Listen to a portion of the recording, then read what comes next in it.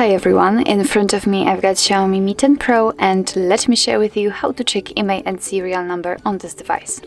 So actually we can use two different ways. We can use the fastest way, which requires the secret code, and the second is using the settings, and obviously I'll show you both. So let's begin with the secret code. Let's enter the dialer and enter the code, which is *#06#. And as you can see, by this code we are provided with the IMEI number and also a serial number of this device. So let's tap on OK, and let me show you another way to check those numbers. If for some reason the secret code won't work, then you will still be able to check them. So let's enter the settings. Here we have to tap on About Phone. Now let's enter all specs.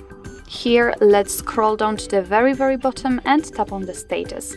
And as you can see, right here we've got the IMEI number, and if you'd like to check the serial number, simply tap on Model and Hardware, and here we've got it.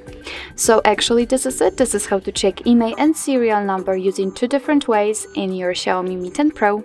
Thank you so much for watching. I hope that this video was helpful, and if it was, please hit the subscribe button and leave the thumbs up.